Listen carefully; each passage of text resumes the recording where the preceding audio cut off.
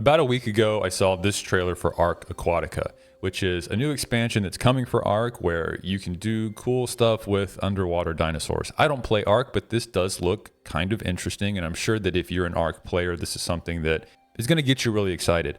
This trailer blew up, and it's not because of how enticing this underwater dinosaur action is going to be. It's because most, if not all, of this trailer is AI generated, and it's not good AI. It looks terrible. If you take a close look here, there's so many weird shots where like it just looks like garbage. And if you go read the comments on this video, people are ripping it apart, and I think rightfully so.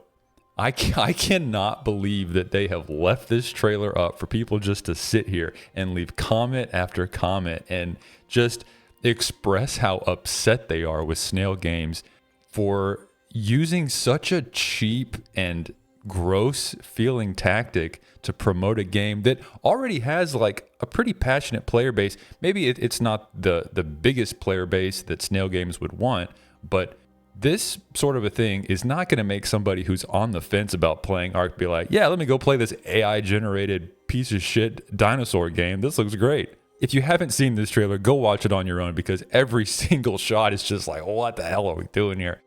To be fair to the development team, they're probably as disgusted at this trailer as the fans are. And apparently this was made by their marketing department and the dev team didn't know about it whatsoever. The lead game designer, Matt Cole, said that the marketing department took their assets and then ran them through an AI program to animate them. So maybe they took some pre-rendered cutscenes or just some still images, but either way, this not great. Very, very bad. It's kind of impressive that a studio the size of Snail Games, because they're not huge, right? It's not like EA or some giant corporate structure that has these massive departments that wouldn't be able to talk to one another. This game studio is not that big in comparison, and yet somehow this was able to happen to where the marketing department just did their own thing on their own and then just put this out there and completely sabotaged all of the goodwill of like some of the player base. It's crazy. What a wild, dumb move that was. Shortly after I saw the Ark Aquatica trailer, I saw this video by Ashley Burch on TikTok. And in this video, she talks about her concerns with AI being used in video games, specifically her character Aloy in the Horizon series. In this video, she's talking about how she feels like her job, but also the jobs of a ton of other voice actors and motion capture actors are being threatened here because AI could just come in and recreate all of their performances. And why wouldn't a big company do that if they can create a product that is almost just as good and save a ton of money? I think her fears are totally valid, and that's a very scary thing for anybody who has a job that could be replaced by AI. She also talks about in this video that SAG-AFTRA is on strike, and one of the biggest terms of their strike right now that they're trying to work out are protections for actors to where their voice, their likeness, all that stuff is protected, and gaming studios or big publishers, whatever, can't use that data, can't use those performances to train AI models and then just cut actors out on pay and job opportunities in the future because they just want to use AI. I personally really do hope that the SAG-AFTRA strike is effective and the workers get what they want and the terms are met, and there's some sort of like a happy medium found there between publishers and development studios and the talent that they work for, so that great games can be made and that the actors are paid fairly and that everybody wins. But I don't really think that's going to happen. Maybe I'm being pessimistic, but I think how this is going to end up working here is just like any other IP, intellectual property, or a product that's made by an employee when they're working for a company. And let me give you an example of that just to make my point a bit clearer here.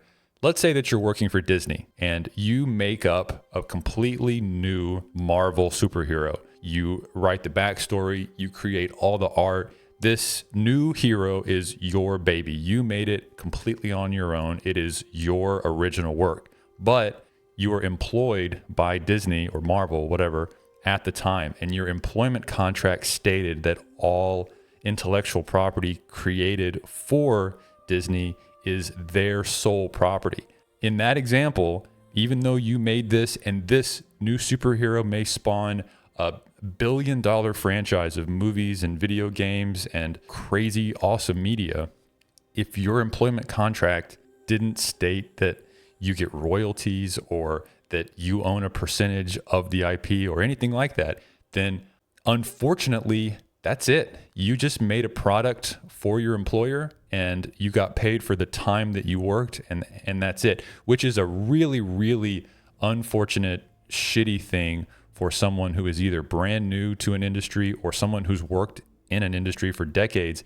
And that is like the most significant contribution or accomplishment that they've had within their career, to have something like that happen and then to just have your name in like a footnote on a Wikipedia page and that's it, and you're not compensated fairly forever.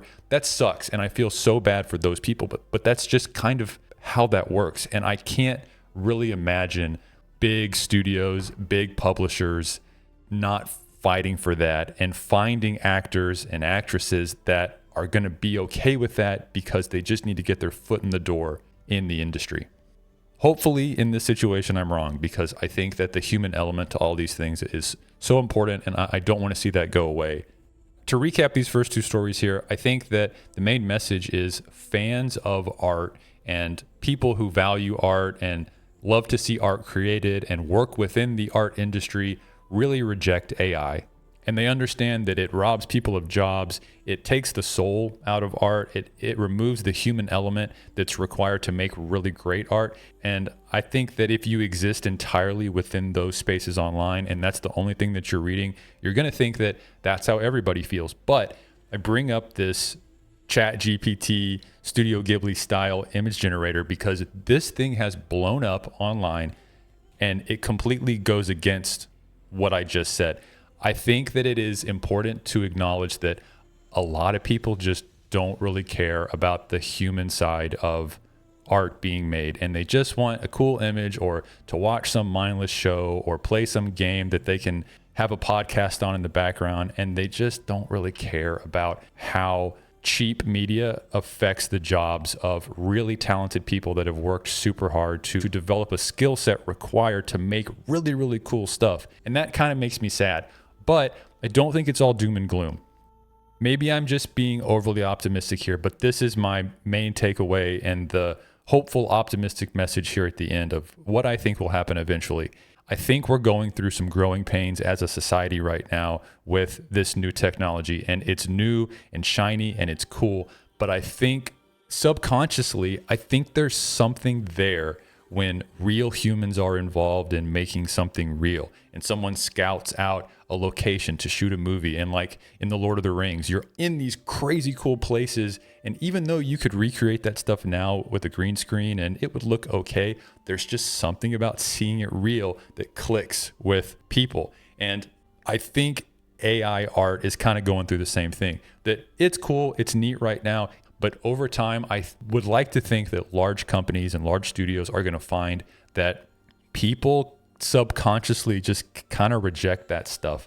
And I think that will always be a thing, that human beings will seek out art that's created by people because they know this is something that another person spent time on and had to learn their craft, and they have perfected this thing, and years and years and years and years of hard work has resulted in this incredible piece of art.